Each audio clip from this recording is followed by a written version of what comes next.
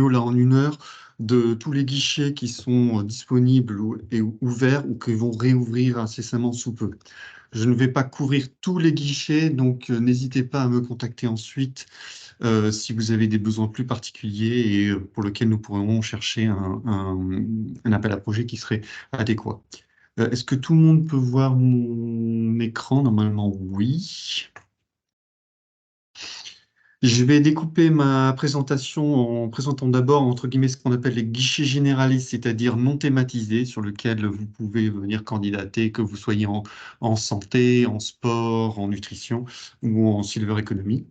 Je ferai ensuite un focus sur les guichets spécialisés en santé, un aparté sur des guichets qui sont sortis récemment sur les thématiques de l'IA et de la robotique, et enfin un rapide overview des quelques guichets disponibles en nutrition.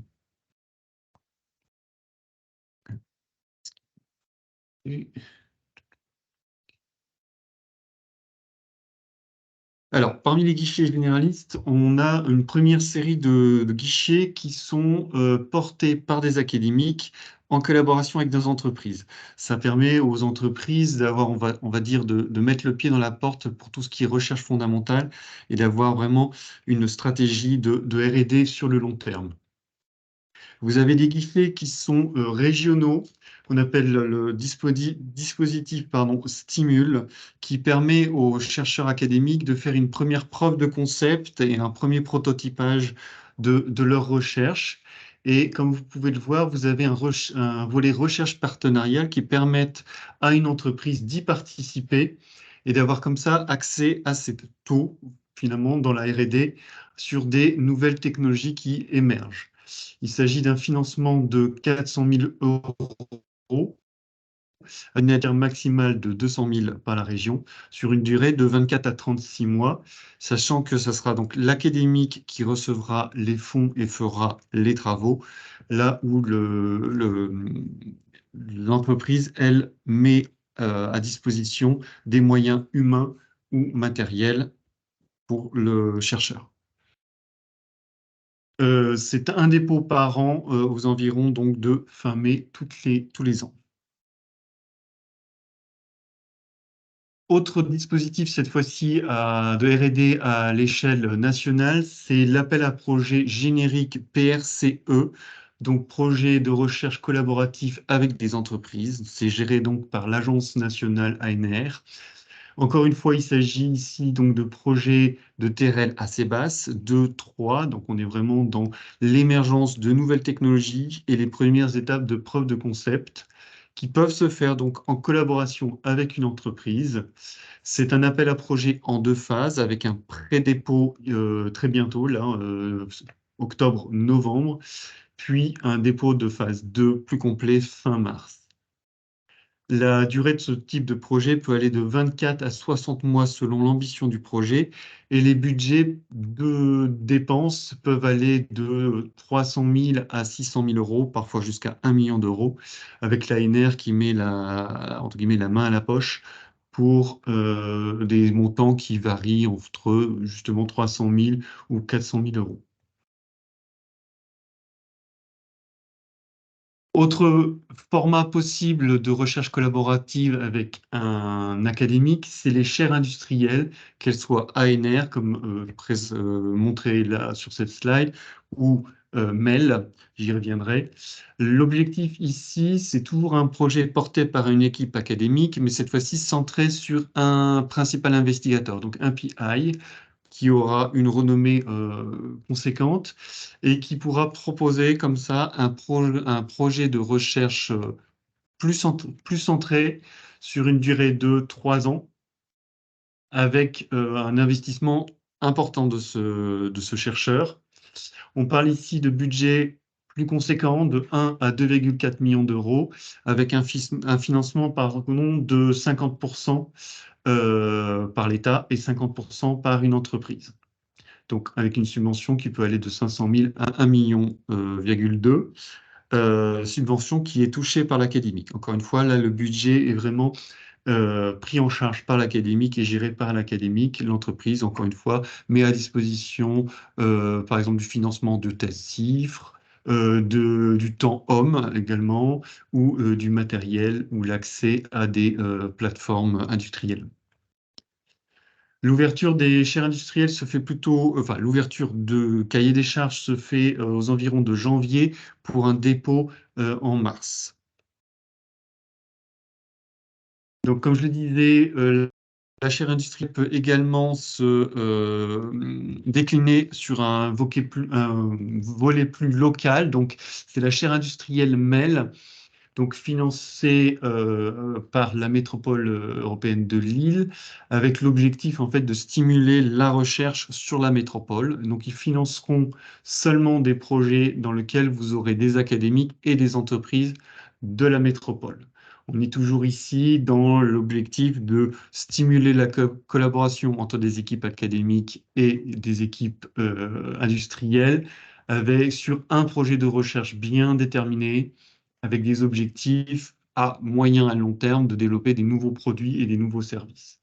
Ici, comme vous voyez, on est sur des budgets plutôt donc minimum de 900 000 euros, avec une intervention de la MEL à hauteur de 33%, donc plafonnée à 300 000 euros, et la possibilité, si c'est une équipe de l'Université de Lille qui travaille avec vous, d'un abondement par l'université à hauteur de 20% du budget global, plafonné à 100 000 euros. Le bénéficiaire est encore une fois le laboratoire de recherche et la durée de ce type de projet est de 36 mois maximum. Le call est lancé aux environs de janvier avec 3 dépôts possibles dans l'année.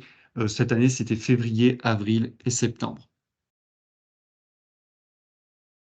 Dernier volet possible avec un académique, et là c'est plus sur du très long terme, c'est le format LabCom ANR, où encore une fois c'est une stimulation d'une collaboration plus intime entre les équipes académiques et une PME ou une ETI, avec cette fois-ci vraiment la création d'un laboratoire commun avec une stratégie commune de R&D sur le long terme, qui sera bien sûr à l'avantage des deux parties, à la fois pour les académiques en termes de renommée, de publication et de dépôt de propriété intellectuelle, et pour l'entreprise, la capacité à pouvoir vraiment financer et puis avoir accès à l'expertise de chercheurs sur de la recherche à long terme assez fondamentale, mais permettant la création de nouvelles valeurs industrielles.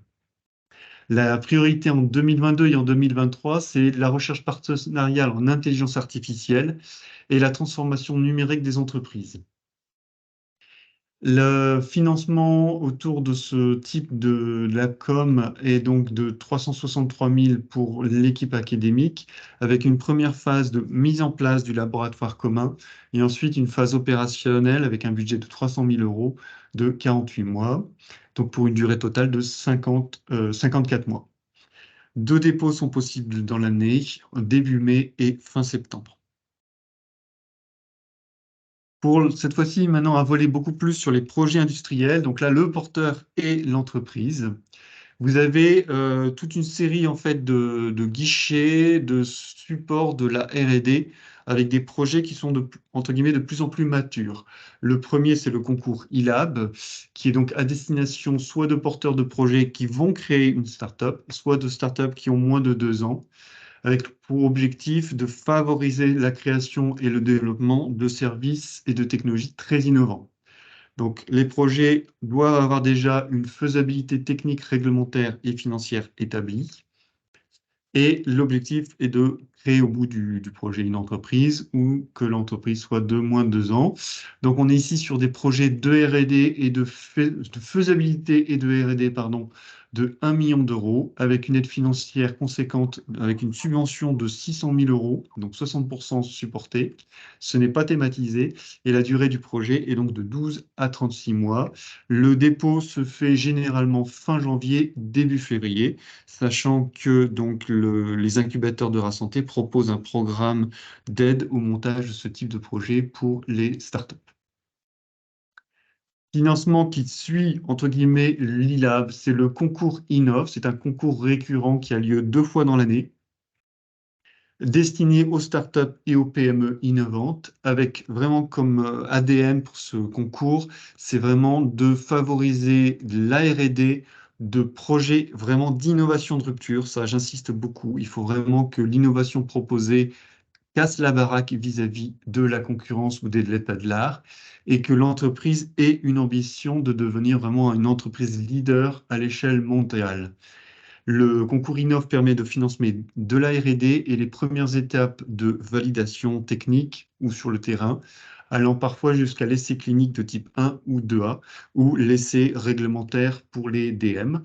On parle ici d'un budget de 1 à 5 millions avec des aides financières qui vont de 35 à 45% du budget, cette aide comprenant 2 tiers de part en subvention et 1 tiers en avance récupérable.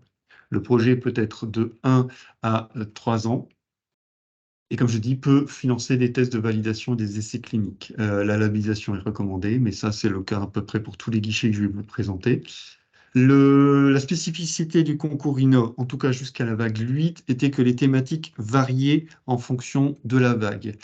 Comme vous pouvez voir, les 4 dernières vagues sont beaucoup plus stables, ce qui est en fait lié un petit peu au programme France 2030 et au plan de santé 2030, et très axé sur les différentes stratégies d'accélération qui ont été lancées par le gouvernement. Donc en santé, c'est tout ce qui est autour de la santé numérique, du plan DM, des biothérapies et de la bioproduction, et également de tout ce qui est menace d'infection émergente. Vous avez également, plus éloigné de la santé et de la nutrition, vous avez une stratégie spécifique à la nutrition qui est très axée sur la transition agroécologique. Et vous avez également des stratégies qui sont, elles, plus liées à l'IA ou à la robotique. Donc, liées à la nutrition et liées à la santé, mais de façon un peu plus annexe. Donc, vous voyez ici pour la santé, sur lequel j'insiste, que finalement, vous avez énormément de thématiques qui sont couvertes.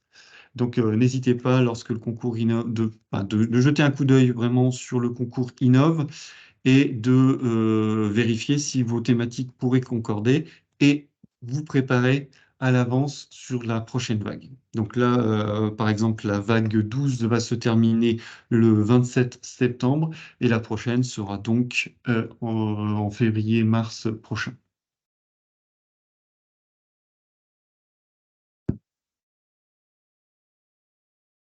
Non, ça ne va plus avancer. J'ai fait une écho de la thyroïde, elle est gonflée et tout. Et hier, j'ai fait écho de la thyroïde, elle est gonflée. Pardon? J'ai toujours pas d'anticorps fatigué. Toujours fatigué? Ouais, mais je sais pas, du coup, j'ai rendez-vous avec le Allô? spécialiste le 12 octobre pour voir pourquoi je prends du poids, tu vois, je suis fatigué et tout, c'est qu'il y a un problème à la thyroïde, elle est gonflée et tout. Pardon, excusez-moi. Le next step, entre guillemets, en termes de maturité, c'est le concours IDEMO, enfin l'appel à projet IDEMO. Donc là, on est sur un guichet qui suit l'Innov, qui est à destination des entreprises de toute taille, en individuel ou en consortium. En individuel seront supportés seulement les projets des PME et des ETI, les grands groupes n'étant pas éligibles. On est encore une fois ici sur des projets de R&D et I, donc avec une part plus poussée en termes de maturité. On parle ici vraiment de technologies qui sont en TRL 4 minimum, et avec l'objectif de les tirer jusqu'à du TRL 8-9, donc avec une forte partie du financement destinée aux phases d'évaluation, de pré-industrialisation et voire d'essais cliniques. Ici, on peut venir financer de l'essai clinique jusqu'à du 2B, voire du 3 si on est sur des thématiques de maladies rares. On parle ici aussi de budgets plus conséquents, supérieurs à 4 millions d'euros, avec des taux d'aide que vous voyez ici, qui peuvent varier selon la taille de l'entreprise et selon la phase de maturité que vous souhaitez faire financer, qui peuvent donc varier de 70 à 80% selon que vous êtes en individuel ou en collaboratif pour une PME, à du 45-60 pour plutôt justement les développements expérimentaux, donc c'est les phases de validation des prototypes et de pré-industrialisation. La nature de ces aides, encore une fois, varie un petit peu selon que vous soyez en recherche, donc vraiment en R&D ou en phase d'évaluation, de 75% de subvention ou de 60%. Les grands groupes, comme je le disais, ne sont pas éligibles pour les projets individuels, le sont par contre pour les projets collaboratifs, avec une subvention minimale de 500 000 euros. Les organismes de recherche et assimilés sont également éligibles pour les projets collaboratifs, avec une prise en charge à 100% des coûts marginaux ou 50% des coûts complets. Et spécificité, les collectivités locales peuvent elles aussi participer avec une prise en charge à 50% des coûts complets. La durée des projets IDEMO est de 36 à 60 mois, avec un calendrier des dépôts qui est grosso modo d'un dépôt par mois jusqu'en juillet 2024, le prochain dépôt étant le 23 novembre prochain.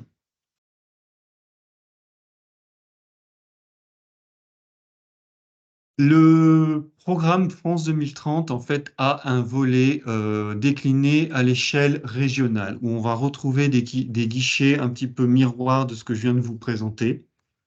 Alors, pardon, c'est passé trop vite. Un premier guichet qu'on appelle le projet d'innovation en Hauts-de-France, qui est un petit peu l'équivalent du e-Lab Innov, donc destiné aux PME et ETI innovantes localisées en région Hauts-de-France, et qui a pour but de soutenir vraiment financièrement la concrétisation d'un projet d'innovation. Donc, on est ici sur du financement de la R&D et d'un petit peu de validation des prototypes. Donc, c'est des projets en phase de faisabilité ou de R&D, comme je le disais. Les critères, donc, projet individuel porté par une PME unique, qui s'inscrit dans les priorités régionales, stratégiques régionales. Donc, ici, on est sur les priorités S3 ou SRDEII. Sachant que pour la thématique santé, on est sur la santé de précision et les maladies civilisationnelles. Et pour les volets, donc, pour lequel d'ailleurs une partie porte également sur la nutrition, bien se nourrir, et également une thématique sur tout ce qui est autour de la bioéconomie, donc recherche de nouvelles sources de matières premières ou exploitation des produits, pardon, j'ai le mot qui m'échappe, des coproduits. On est sur des budgets, par contre, vis-à-vis des guichets nationaux plus faibles. Ici, des budgets, donc, des budgets de dépenses qui vont entre 150 000 euros à 1 million d'euros, avec une prise en charge à 50%. Et dans ces 50%, vous avez soit de la subvention à 60%, enfin, vous avez 60% de subvention et 40% d'avance remboursable. On parle de projets ici de 12 à 24 mois. La candidature se fait au fil de l'eau jusqu'à épuisement des fonds. Sachant qu'encore une fois, le pôle de compétitivité peut vous apporter une lettre, enfin déjà une relecture critique et des lettres de labellisation. Pendant donc du IDEMO national, vous avez également le IDEMO région qui a à peu près les mêmes objectifs, donc un projet de R&D collaboratif structurant qui servent donc à maturer la R&D et à faire toutes les phases d'évaluation. Spécificité, par contre, c'est que ici sont financés que les projets de consortium avec minimum 2 entreprises, dont une PME et un établissement de recherche. Maximum, il me semble, c'est 6 collaborateurs. Les budgets sont de 1 à 4 millions, là où le IDEMO national va au-delà. Le soutien financier se fait bien sûr sous forme de subventions et d'avances remboursables, avec un taux d'aide qui va de 20 à 60% selon la taille de l'entreprise et la maturité de ce que vous souhaitez faire financer. Vous serez plus supporté sur le volet recherche et moins sur le volet développement. Il y a un taux bonifié si vous êtes labellisé par un pôle de compétitivité et le ratio de subvention aide remboursable est de 50-50. Les projets interrégionaux sont possibles, mais on m'a averti que c'était un peu plus compliqué, puisqu'en fait, le conventionnement se fait d'une part avec la BPI qui est opérateur du lycée, et avec la région qui décide du financement de sa part ou non. Donc, plus vous augmentez le nombre de régions, plus vous aurez besoin de conventionner avec les dites régions. La durée des projets est de 24 à 60 mois. Et vous voyez ici les dates prochaines de dépôt. Donc la prochaine sera le 25 octobre. Puis ensuite, ça sera en avril et en octobre des années 2024 et 2025. Enfin, un guichet un peu particulier au niveau des régions, c'est ce qu'ils appellent les projets filières Hauts-de-France, où là, le but est de stimuler la structuration et le renforcement des filières industrielles ou d'innovation au niveau des territoires. Donc, on est ici sur des projets destinés donc, à plusieurs entreprises ou à des structures fédérant plusieurs entreprises ou des organismes ou des établissements de recherche, voire des entités représentatives des entreprises d'une filière. Par exemple, un pôle de compétitivité. Le but ici, c'est vraiment d'avoir un apport concret et déterminant à une filière stratégique régionale, à sa structuration, qui est intégrant donc des entreprises. On est ici donc plutôt sur la création d'unités industrielles partagées, la mise en commun de compétences techniques ou de recherche communes, des outils collaboratifs à destination d'une filière, voire la mise en place d'une plateforme technologique mutualisée pour, par exemple, développer des prototypes ou tester des prototypes. Comme pour les deux autres guichets régionaux, ça doit s'inscrire dans les thématiques stratégiques régionales, donc santé de précision, maladies civilisationnelles, bioéconomie, transition écologique, agroécologique, énergétique, etc., etc. Il faut un impact industriel et de l'emploi dans la région. Et si une structure est mise en place, il faut un modèle économique viable pour cette structure. Les budgets de dépenses sur la durée du projet sont de 400 000 à 4 millions d'euros, avec un financement public à 50%, sachant que ça sera 50% de subvention et 50% d'avance remboursable. La durée du projet est de 36 mois. Ce guichet est pour l'instant ouvert, mais j'ai les échos via la région qu'il sera renouvelé. Donc, en attente de réouverture de ce guichet. Sur le volet européen, vous aurez deux guichets qui seront utiles pour la R&D et qui seront d'ailleurs présentés de façon plus complète auprès des startups, des bio-incubateurs et incubateurs par l'équipe Europe.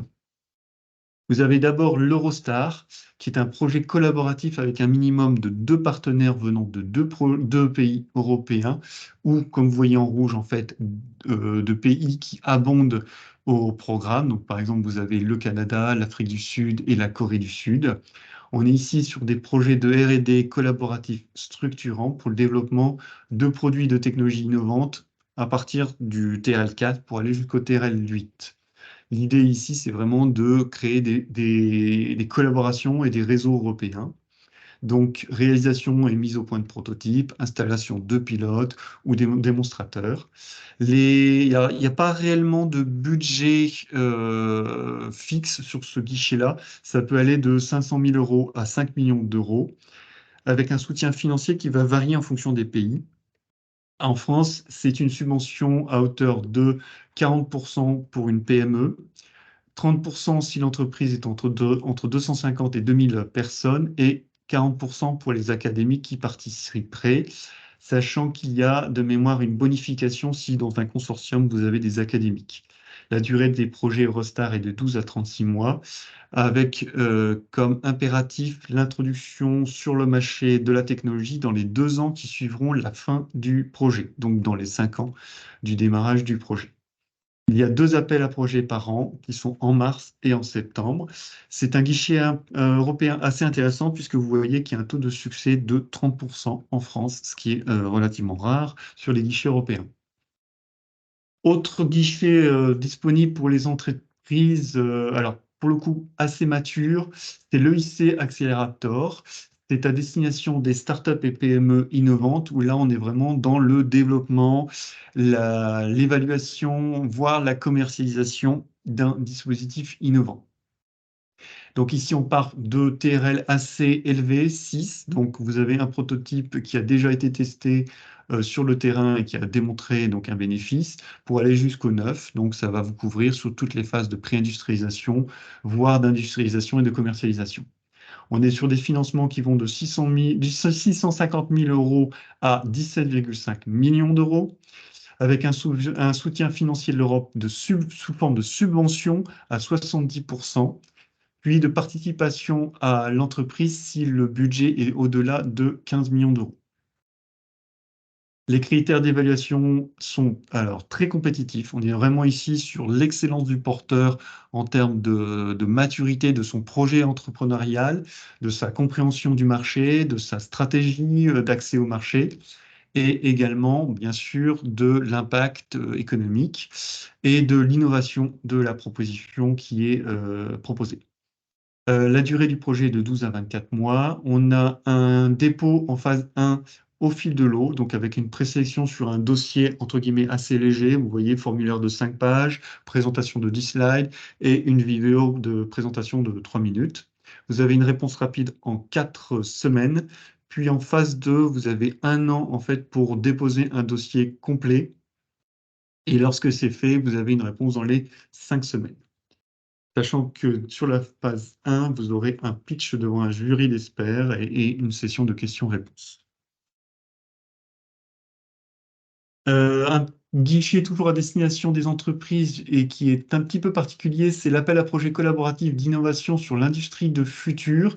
C'est à destination de toutes les entreprises de toute taille, les centres techniques et les laboratoires de recherche, sachant que le porteur doit être une entreprise. L'objectif ici, c'est de favoriser les projets collaboratifs d'innovation et de développement sur des leviers de compétitivité de l'industrie du futur, c'est-à-dire tout ce qui est autour des objets connectés et Internet industriel, les technologies de production avancées, donc la robotique et la fabrication additive, donc l'impression 3D, des nouvelles approches de l'homme au travail, des usines et des îlots connectés, pilotés, optimisés, et des nouveaux modèles économiques et sociétés autour de l'industrie du futur. Les bénéfices attendus sur ces projets sont des retombées économiques à court terme, 3 ans, une valorisation de la recherche avec des forts impacts économiques et l'implication au niveau des académiques, donc de doctorants, en vue de leur employabilité par l'industrie. Donc on est ici sur des collaborations entreprises académiques avec des dépenses éligibles qui sont autour donc des frais de personnel, des frais d'équipement, des coûts de R&D contractuels, des achats de brevets et de licences pour, entre guillemets, introduire ces éléments d'industrie du futur au sein des pratiques de production de l'entreprise. Les taux de subvention sont pour l'entreprise de 40%, non PME, 50% si vous êtes PME, avec des dépenses de montant maximum de 200 000 euros, 300 000 si c'est une collaboration publique-privée, sachant que les laboratoires sont pris à charge à 50%. Alors, je mets renouvellement probable, puisque le call, en fait, s'est terminé cette année en juillet, mais a été renouvelé régulièrement depuis 3 ans. Une aide un petit peu spécifique et très axée sur la production, c'est l'aide investissement en performance industrielle, donc portée par la région, qui est à destination des PME et ETI. L'objectif, c'est d'aider en fait au maintien de la compétitivité des entreprises via l'achat de matériel de pointe.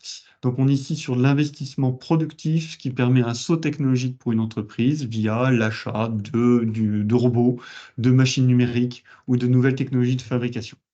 Donc, on est dans l'investissement incorporel également, qui sera considéré comme amortissable. Donc, ici, on parle donc de l'acquisition de logiciels experts, par exemple, du matériel acheté neuf en crédit bail possible. Le crédit bail, pardon, est possible si l'acquisition finale est actée, ou d'investissements qui vont réduire l'impact environnemental et énergétique de l'entreprise.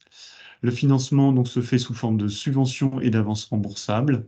Donc PME, vous voyez, subvention de 20% maximum de l'investissement, donc avec des montants d'investissement compris entre 100 et 500 000 euros, maximum 750 kilos euros si on est sur de la haute performance environnementale.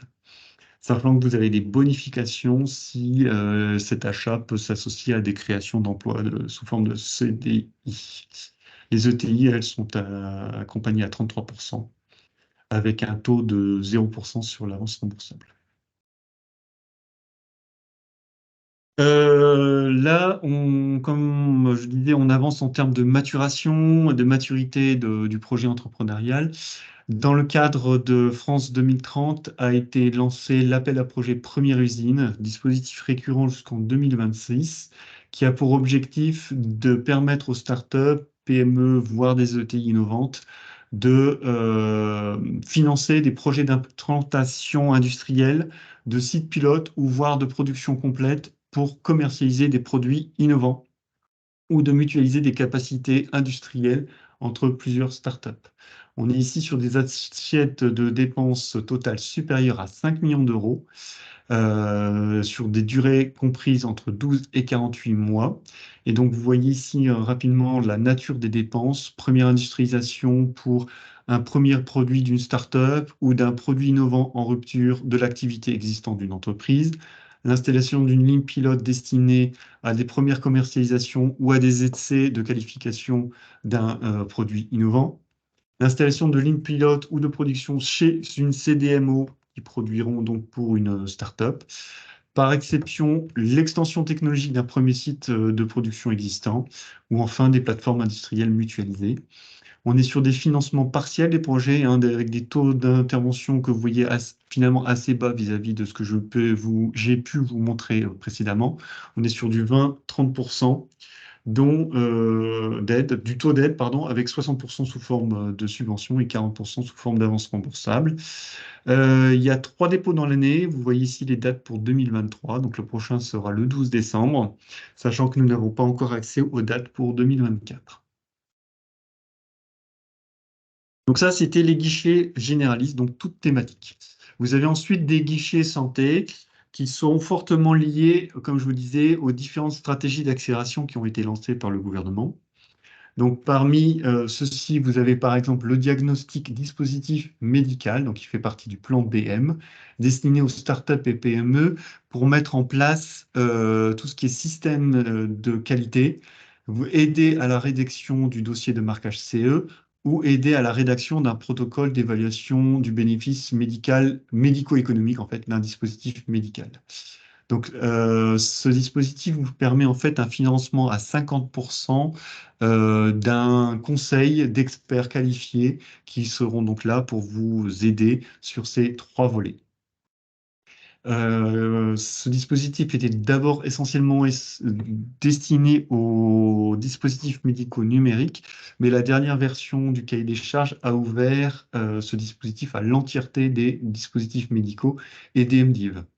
Donc, vous voyez, mise en place un système de management de la qualité ISO 13100-485 sur une période de 12 mois, avec un budget qui va donc de 40 à 68 000 euros, pris en charge à 50%. Constitution de toute la documentation technique dans le cadre du marquage CE de classe 2A, 2B ou 3, ou de marquage d'un DMDIV de classe B, C, D, incluant donc tout ce qui est conception et rédaction d'un protocole d'investigation clinique. C'est pour des projets de 12 mois sur du numérique, 18 mois sur du hardware, avec un budget donc de 60 à 110 kg pris en charge à 50%. Bien sûr, tout ce qui est développement technique est exclu. Là, on est vraiment dans le réglementaire et documentaire. Conception et rédaction d'un protocole d'investigation clinique permettant d'apporter la preuve d'un bénéfice médico-économique d'un DM qui a déjà été marqué CE ou qui en passe de l'être. Ici, on est sur des budgets plus bas de 15 000 euros. Sachant que l'accompagnement peut être cumulatif sur ces 3 volets avec un maximum de financement de 96 000 euros.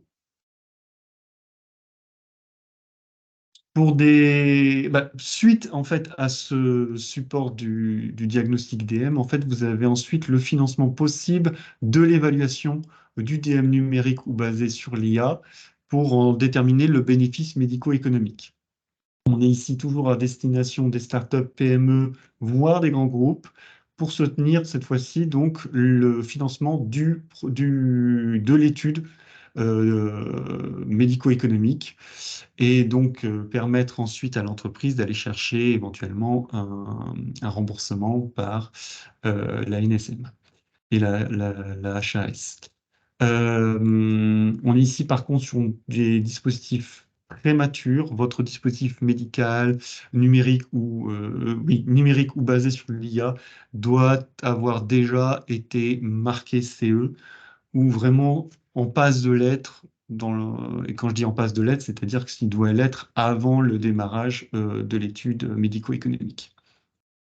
Pour le cadre des IA, comme c'est demandé d'ailleurs dans le règlement européen, le logiciel ou l'algorithme IA doit être figé, donc doit être complètement et totalement développé, entraîné et évalué. On est ici vraiment que sur l'évaluation du bénéfice médico-économique du DL. On est sur des budgets assez conséquents pour les études médico-économiques, donc 200 000 euros à 5 millions d'euros, sachant que l'établissement de soins qui fera l'étude est considéré comme sous-traitant.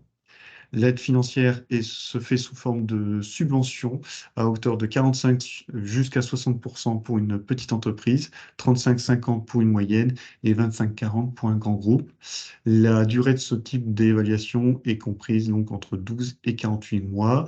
Et j'ai vu une petite faute de frappe. L'ouverture de ce guichet se fera vraisemblablement fin novembre pour un dépôt du dossier de candidature à la mi-janvier. Sachant que dans le dépôt, vous devez fournir minimum un synopsis de l'étude d'évaluation médico-économique. À destination, cette fois-ci, des entreprises en biothérapie et ou en bioproduction. Vous avez l'appel à projet innovation en biothérapie, destiné à des entreprises ou à des consortiums, avec pour objectif, vous voyez sur les trois thématiques, de catalyser et maintenir l'excellence de la recherche en biothérapie et d'accélérer le développement de nouveaux traitements. Donc, vous voyez trois thématiques: développement de biothérapie en santé humaine ou en santé animale, développement d'outils de R&D ou de stratification pour le développement de biothérapie, donc stratification du patient ou diagnostic du patient. Thématique 3, développement de nouveaux procédés de bioproduction, pardon, ou d'outils d'optimisation des technologies de bioproduction actuelles. Le critère pour candidater, c'est d'avoir une preuve de concept, soit du biomédicament, de la biothérapie, ou du procédé que vous souhaitez développer en bioproduction. On est ici sur des dépenses de R&D, et dans la partie D, donc développement, vous pouvez financer la production de l'eau clinique et des essais cliniques de type 1, 2A et 2B, voire de type 3, mais là, il faut argumenter et négocier avec la BPI. On est sur des projets de 12 à 48 mois, des projets de durée pardon, de 12 à 48 mois, sur des budgets qui varient selon que vous soyez seul ou en consortium. Donc, vous voyez 2 millions d'euros minimum pour la thématique 1-2 et 1 million pour la thématique 3 de bioproduction. Pour les consortiums, on peut aller jusqu'à minimum 4 millions sur les thématiques 1-2 et 2 millions sur la thématique de bioproduction. L'aide financière pour les entreprises est en fait à négocier avec la BPI. Il n'y a pas de taux affiché dans le cahier des charges. Par contre, les partenaires académiques seront couverts à 100% si coûts marginaux, 50% si coûts complets. La date limite en 2023 est le 21 novembre prochain, sachant que les dates 2024 sont à venir. Pendant de l'appel à projet première usine, mais cette fois-ci destiné vraiment à la thématique santé, c'est l'appel à projet industrialisation et capacité santé 2030. C'est un dispositif qui sera récurrent jusqu'en 2025, en fait. J'ai oublié de mettre à jour la date en haut. Le cahier des charges, en fait, a été renouvelé là, en juin-juillet, avec quelques petites modifications. Donc, c'est destiné, comme pour Première Usine, plutôt sur les startups, PME et les ETI. Et vous voyez quand même que vous avez des grands groupes si ils ont des projets de relocalisation de DM ou de DM, de biothérapie ou de médicaments considérés comme stratégiques. L'objectif, comme pour Première Usine ici, c'est la mise en place de projets de sites pilotes ou d'unités de production industrielle de produits innovants sur les quatre thématiques suivantes, donc biothérapie et bioproduction, maladies infectieuses émergentes, dispositifs médicaux ou de diagnostic également la relocalisation ou le renforcement donc, de chaînes de valeur autour des médicaments dits essentiels, dont une liste est fournie dans le cahier des charges. Comme pour première usine, on est sur une durée comprise entre 12 et 48 mois. Vous voyez, la nature des projets sont à peu près les mêmes, avec une spécificité quand même sur l'extension de sites de production existants ou l'augmentation de capacité de production sur des produits de santé stratégiques. Si vous êtes dans la thématique donc, de maladies infectieuses émergentes ou de médicaments essentiels, vous pouvez également moderniser des lignes de production ou sécuriser, enfin, proposer une modernisation pour la sécurisation de l'approvisionnement de ces produits critiques. On est sur des budgets un petit peu différents vis-à-vis de première usine. Pour les projets individuels, on est au-delà, on est minimum de budget de dépenses de 1 million d'euros. Pour les consortiums, minimum 2 millions d'euros, avec une intervention financière qui varie entre 10 et 30 selon la taille de l'entreprise et un ratio dans cette aide de 60-40, donc 60 de subvention, 40 d'avance remboursable. Vous voyez ici le calendrier jusqu'à la fin de ce présent cahier des charges. Le prochain call étant donc le dépôt, pardon, est le 10 octobre prochain. Puis ensuite, nous sommes en mars et en septembre 2024 et en mars 2025. Des guichets que j'ai identifiés là très récemment et que j'ai inclus dans cette présentation, puisqu'ils peuvent toucher en effet la santé et le domaine de la nutrition, c'est les guichets numériques, IA et robotique. Mais vous verrez que leur format est un petit peu spécial. Vous avez un premier appel à projet qui est le défi transfert robotique avec à destination des académiques et des industriels intégrateurs en robotique avec pour objectif de stimuler en fait les liens que peuvent avoir les académiques et les intégrateurs de technologies en robotique pour favoriser en fait le passage de technologies depuis les équipes des universités vers ces industriels intégrateurs de technologies. Ce défi ne porte sur aucune, enfin, n'est pas thématisé, donc toutes les technologies et toutes les thématiques sont possibles, allant donc de, pour nous, santé et nutrition, à, par exemple, pourquoi pas le tourisme ou l'agriculture. Pareil, aucune technologie n'est exclue. Ça peut être le robot style exosquelette jusqu'à du robot industriel, voire du robot qui irait cueillir des pommes dans le verger. L'important, c'est de pouvoir, en tout cas pour le dépôt, c'est d'identifier un défi technologique réel pour posant un souci dans une filière ou dans un domaine scientifique et ensuite identifier et mettre en concurrence des technologies qui pourraient répondre à ce défi, mais qui sont encore en DTRL, on va dire 4-5, donc preuve de concept faite ou prototypage fait.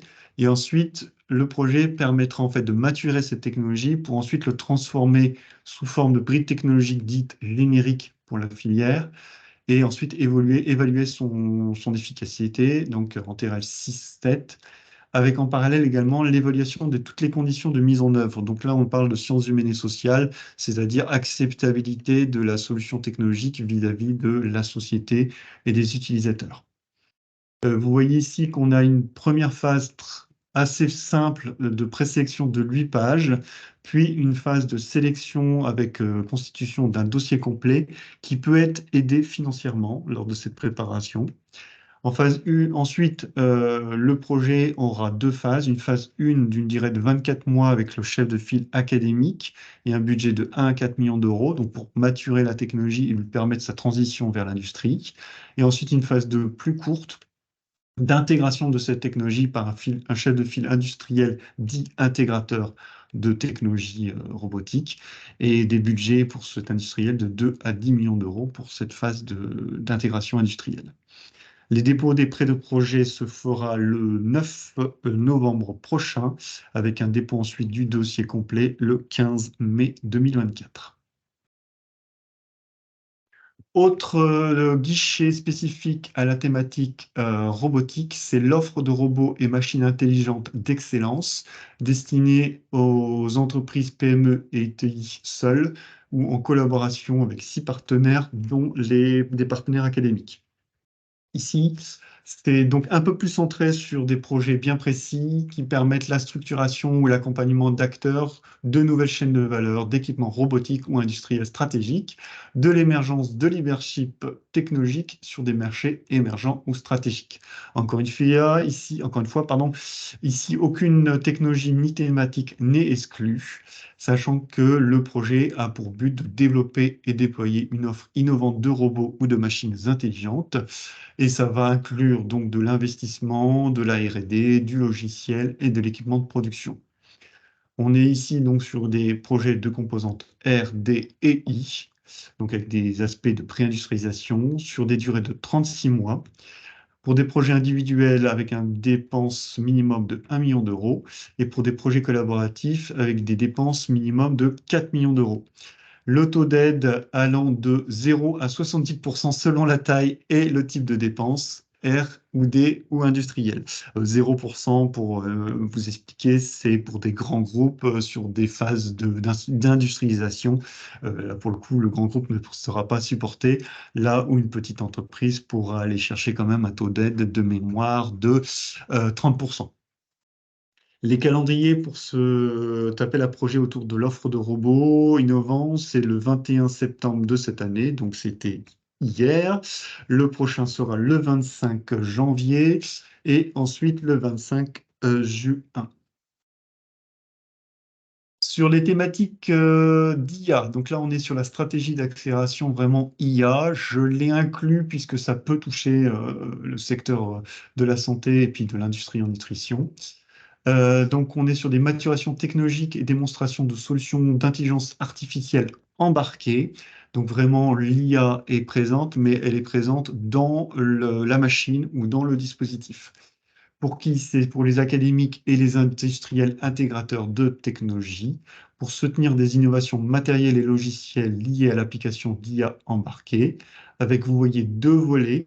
Un premier volet, une démonstration de la viabilité technique et économique d'une solution basée sur cette IA embarquée dans un procédé ou un produit innovant, industriel de tout secteur.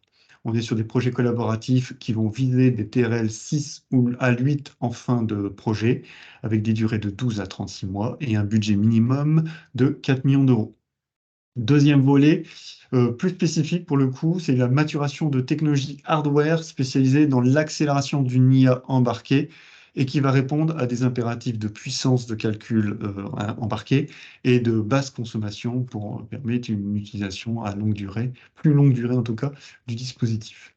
On est sur des projets individuels ou collaboratifs qui vont viser des TRL 5 minimum, voire plus, et des budgets supérieurs à 2 millions d'euros. Le taux d'aide sont variables selon la taille et l'aspect collaboratif. Donc là, j'indique de 25 à 60%, le détail étant disponible dans le cahier des charges.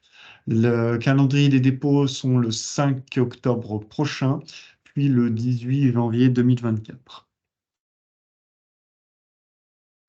Dernier appel à projet sur cette thématique d'IA, c'est ce qu'ils appellent les communs numériques pour l'intelligence artificielle générative. Comme vous avez pu en entendre parler là dernièrement, l'IA générative a le vent en poupe. Et ici, l'objectif, c'est de pouvoir créer toutes les briques technologiques et tous les éléments nécessaires à avoir des IA génératives franco-françaises.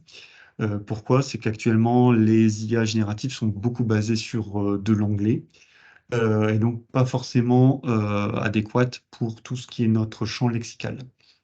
Donc là, les objectifs sont des projets collaboratifs à double ambition, création et mise en place de ce qu'ils appellent des communs numériques, c'est-à-dire toutes les briques technologiques en accès libre qui permettront donc l'utilisation de l'IA génératrice ou TIV, pardon, TIV pour le coup.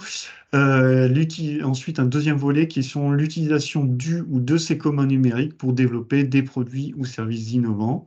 Donc, l'appel à projet vise ici vraiment à soutenir des bases de données qui seront accessibles et ouvertes, des gigamodèles génératifs pré-entraînés sur donc, ces bases de données, ou des gigamodèles qui seront basés sur ces premiers gigamodèles génératifs, mais justement déclinés selon la filière ou la thématique concernée. Donc, par exemple, un gigamodèle adapté à un chatbot médical, par exemple. Sont aussi également couverts par cet appel à projet, c'est tous les outils d'évaluation de ces performances des IA génératives qui seront créés.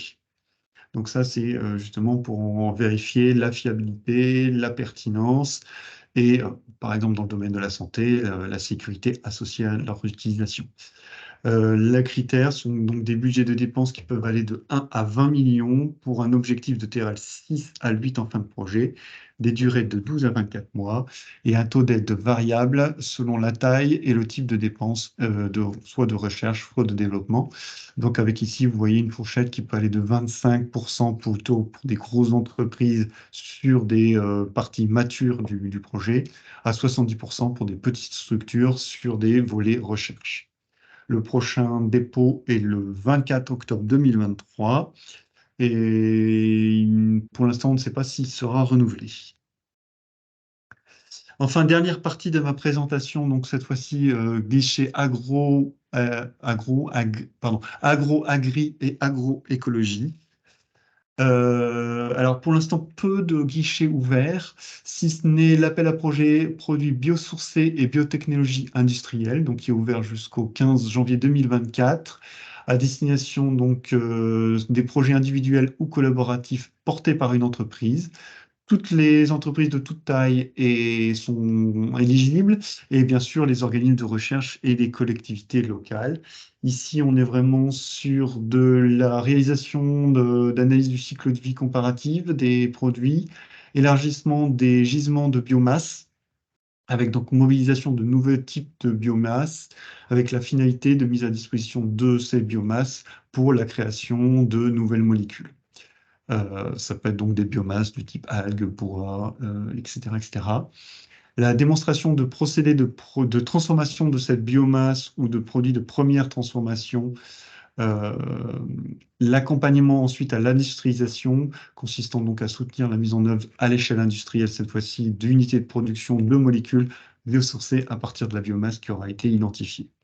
L'objectif, bien sûr, étant d'accélérer donc la mise en place, la mise sur le marché, pardon, de technologies ou de solutions ambitieuses, innovantes et durables, donc avec l'exploitation de nouveaux types de biomasse, de permettre des économies d'échelle, énergétiques, entre autres, et de matières premières, et l'inscription du projet dans une démarche d'économie circulaire, donc circuits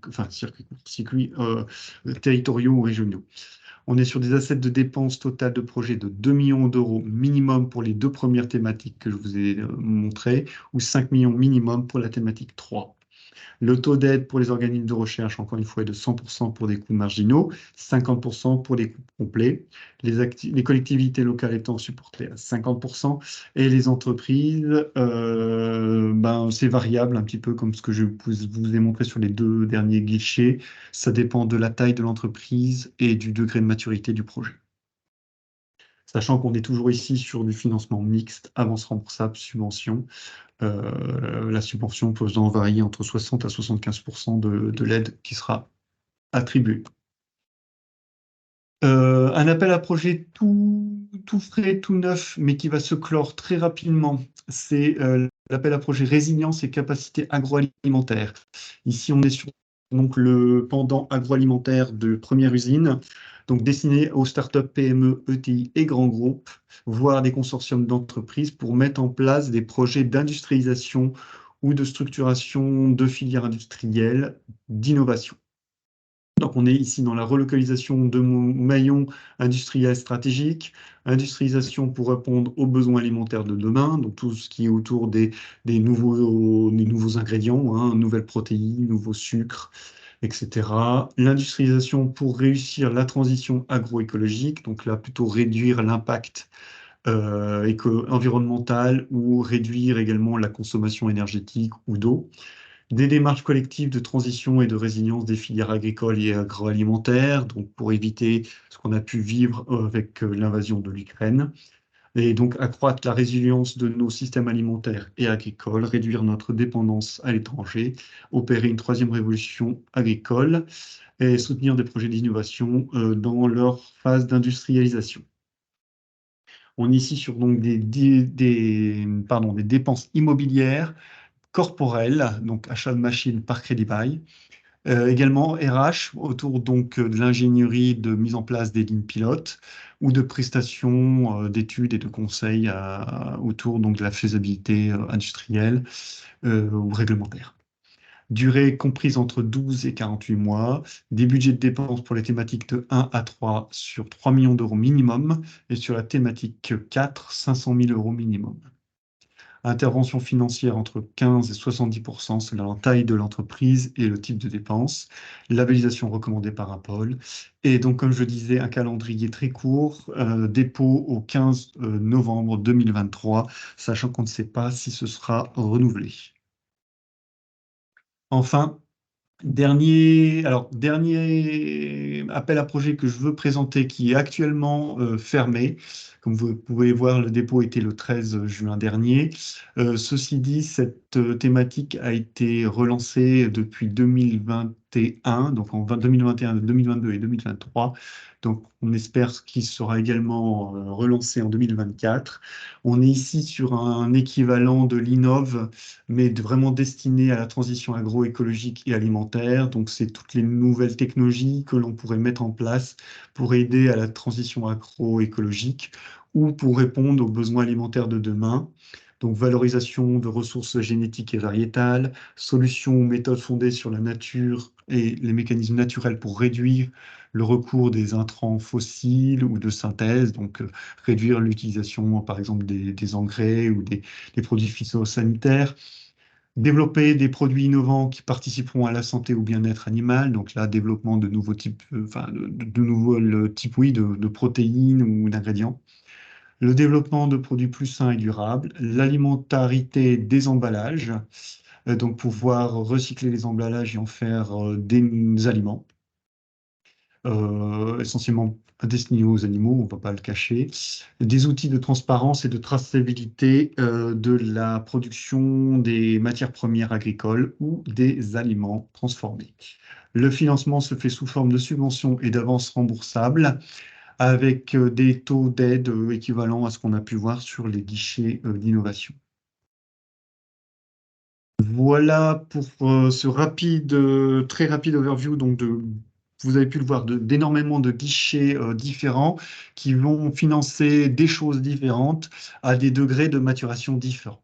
Ici, j'ai essayé de synthétiser un petit peu tous les guichets génériques, pardon, avec, vous pouvez voir des petites pastilles bleues ou rouges selon que c'est destiné aux académiques ou aux entreprises, des couleurs si c'est en monopartenaire ou en collaboration, et les échelles de budget de dépenses qui sont demandées.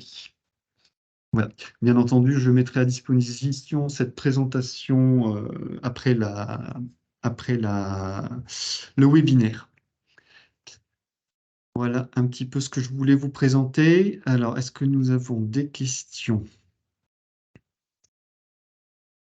Alors tout à fait, je suis tout à fait à votre disposition si vous souhaitez un rendez-vous individuel ensuite pour discuter de votre projet et voir quels seront le guichet ou les guichets qui seront les plus pertinents pour vous. Ensuite, si vous avez vu des thématiques qui n'ont pas été couvertes, nous pouvons de notre côté en effet faire une veille spécifique pour aller chercher les guichets que nous n'aurions pas encore identifiés. Par exemple, dans le domaine médico-social, pour l'instant, nous ne sommes pas trop déployés sur ce type de guichet, mais nous allons le faire.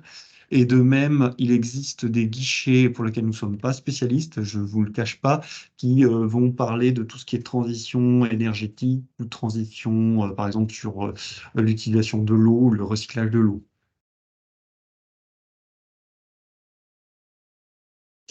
Voilà pour ce qui est. Est-ce que quelqu'un souhaite poser une question ou nous pouvons clore l'atelier?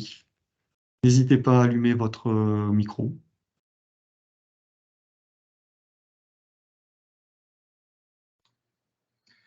Ludovic Boulafrette pour Spartopia. Merci en tout cas Maximilien pour l'ensemble de ce process, parce que c'est vrai que quand on regarde là la finalité du graphique, on s'aperçoit qu'il y a pas mal de choses intéressantes. La question qui va se poser stratégiquement, c'est de savoir comment les cumuler en fonction du projet pour aller développer phase par phase des étapes.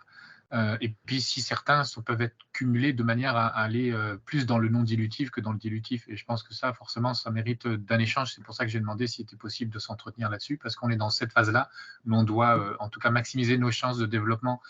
Et je pense aussi à la partie industrialisation. Tout à de fait. manière à être assez fort pour la levée de fonds, quoi. C'est ça l'idée. Merci. Tout à fait, je confirme.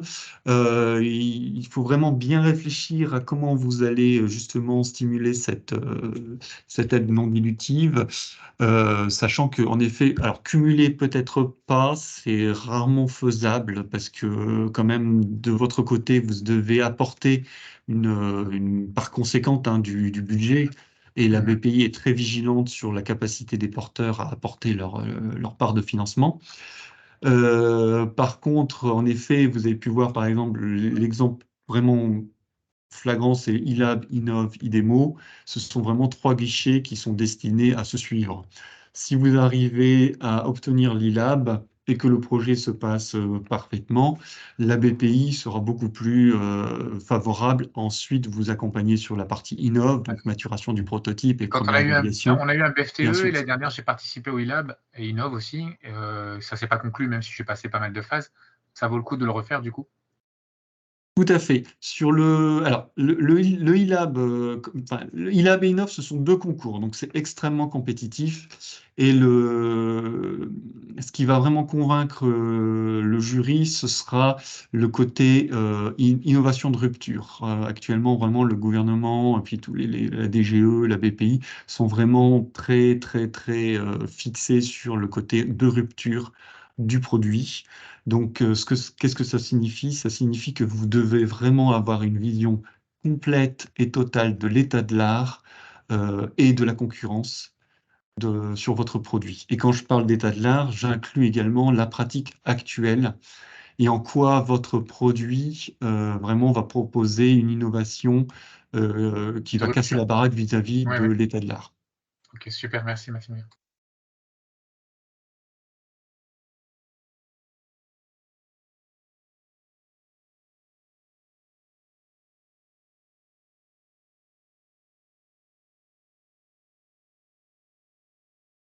Bien. Si nous n'avons pas plus de questions, je vais... Oui, non. C'était clair. Merci beaucoup pour la présentation, pour les Très bien. explications. Merci à vous pour votre participation. Donc, je reste à votre disposition pour un échange individuel. Donc, sur Merci. ce, je vous Bonne journée. souhaite un bon vendredi et un bon week-end.